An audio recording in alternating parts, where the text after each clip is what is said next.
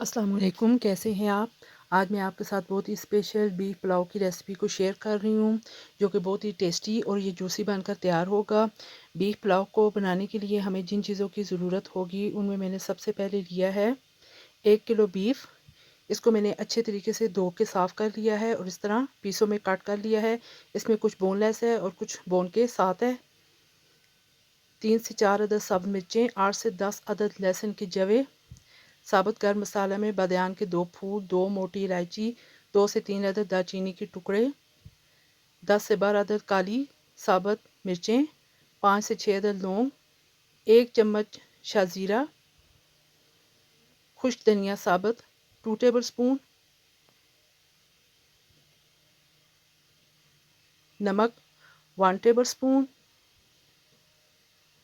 सौंफ 1 टीस्पून, जायफल 1/4 teaspoon, जवित्री 1/4 teaspoon. सबसे पहले हमने गोश्त की यखनी तैयार कर लेनी है। इसके लिए सबसे पहले हमने क्या करना है कि एक प्रेशर कुकर के अंदर तकरीबन 1.5 लीटर आपने पानी शामिल करना है। फिर इसके अंदर गोश्त को धो के शामिल कर दें।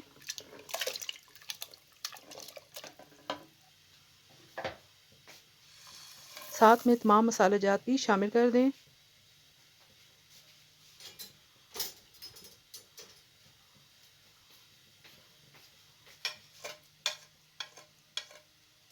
तमाम चीज़ें शामिल करके अच्छे तरीके से चम्मच चला लें और इसको कवर कर दें 15 मिनट के लिए।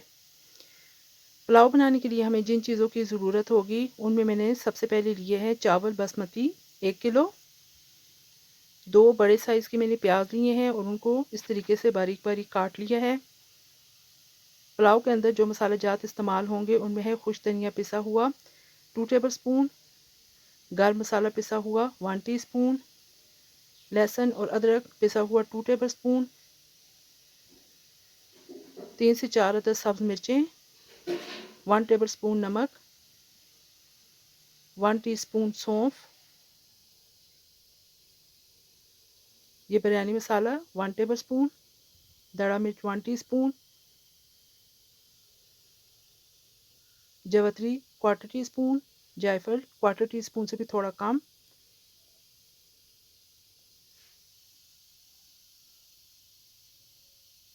ये जो तमाम चीज़ें हैं ये हम पुलाव के अंदर इस्तेमाल करेंगे।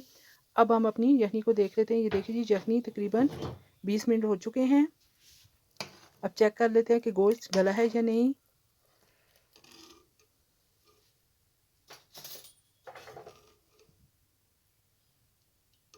ये देखिए जी, गोश्त हमारा अच्छे तरीके से गल चुका है। अब छलनी की मदद से आपने जो यखनी है वो अलग कर लेनी है और जो बीफ है उसको अलग कर लेना है।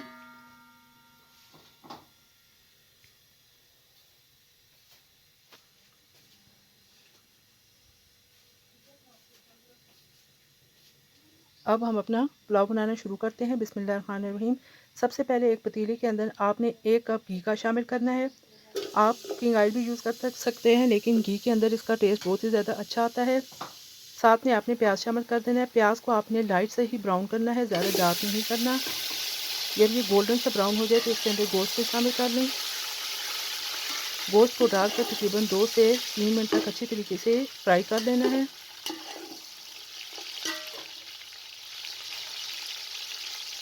ये देखिए जी, 2 से 3 मिनट हो चुके हैं। अब आपने इसके अंदर तमाम मसाला जात लहसुन और अदरक भी शामिल कर दें। मसाले डालकर मज़ीद 1 से 2 मिनट तक भून लें। फ्लेम को आपने मीडियम ही रखना है, ज़्यादा हाई नहीं रखना।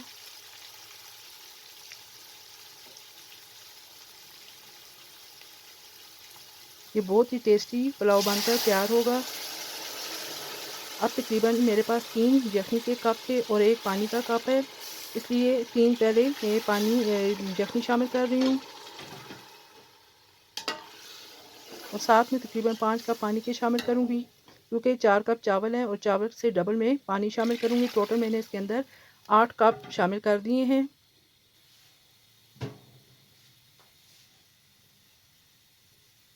पानी आप एहतियात के साथ डालिएगा, अगर पानी ज़्यादा हो जाएगा तो चावल ज़्यादा गल जाएंगे। अब आप इसके अंदर भीगे हुए जो चावल हैं वो शामिल कर दें। ये देखिए जी, पानी के अंदर उबाल आना शुरू हो चुका है। साथ में 2 टेबलस्पून सफ़ेद सिरका शामिल कर दें। इससे चावल का दाना अलग अलग और खिला खिला बनता है।